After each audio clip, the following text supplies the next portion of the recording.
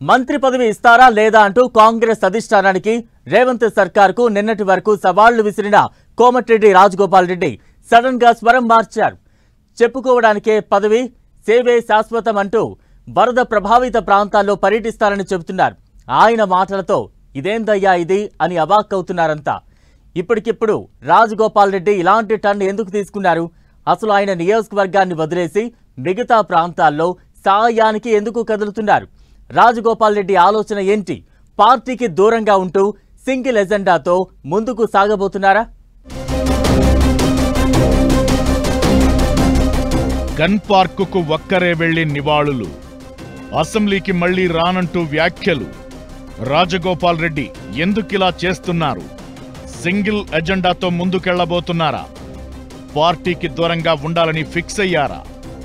ఆయన ఆలోచన ఏంటి? ఏం చెయ్యబోతున్నారు? అసలు రాజగోపాల్ రెడ్డి లక్ష్యం ఏంటి?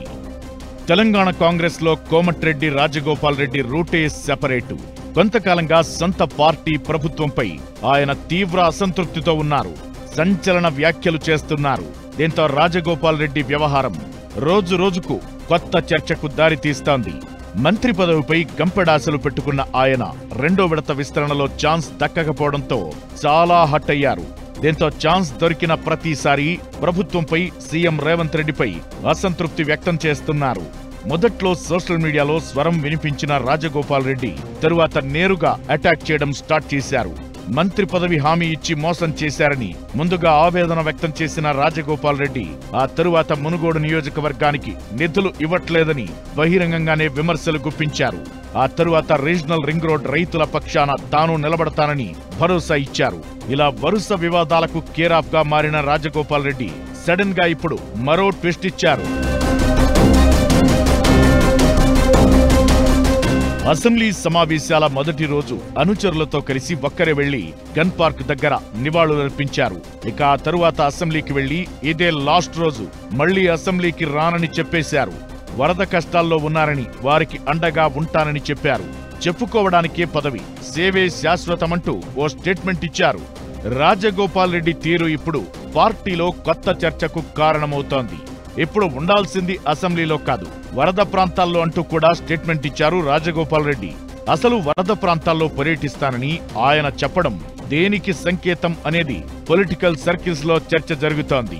ఆయన ప్రాతినిధ్యం వహిస్తున్న మునుగోడులో ఎలాంటి వరద ప్రభావిత ప్రాంతాలు లేవు. అలాంటప్పుడు ఇతర ప్రాంతాల్లో చోటు చేసుకున్న వరద ప్రాంతాల్లో ఎలా పర్యటిస్తారు? ఎందుకు పర్యటిస్తారనేది అంతు చిక్కని ప్రశ్నగా మారింది. అధికార పార్టీ సభ్యుడిగా ఉంటూ ఇలాంటి స్టేట్మెంట్ దేనికి సంకేతమనే చర్చ జరుగుతోంది. రాజగోపాల్ రెడ్డి నిర్ణయాలు, వ్యాఖ్యలు చూస్తుంటే ఇప్పుడు రాజకీయ వర్గాల్లో కొత్త చర్చ తెర మీదకొస్తోంది. అసలు తన నియోజకవర్గం కాకుండా మిగతా చోట్ల ప్రభావిత ప్రాంతాల్లో పర్యటించాలి, సాయం చేయాలన్న రాజగోపాల్ రెడ్డి నిర్ణయం వెనుక వ్యూహమేంటి? పార్టీకి సంబంధం లేకుండా సింగిల్ ఎజెండాతో ముందుకెళ్లాలి అనుకుంటున్నారా? లేదంటే అసలు పార్టీకే దూరంగా ఉండాలనుకుంటున్నారా?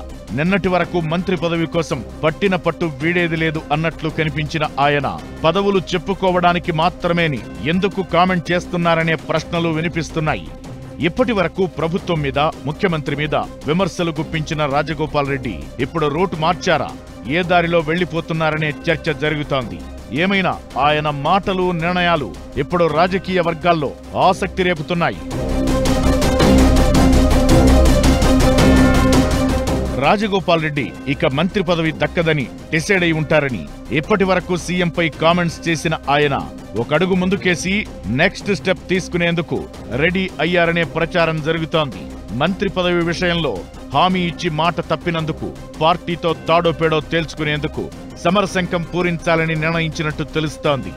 రాజగోపాల్ రెడ్డి చర్యలను నిశితంగా గమనిస్తున్న పార్టీ పెద్దలు ఎలాంటి నిర్ణయం తీసుకుంటారనేది ఇంట్రెస్టింగ్ గా మారింది.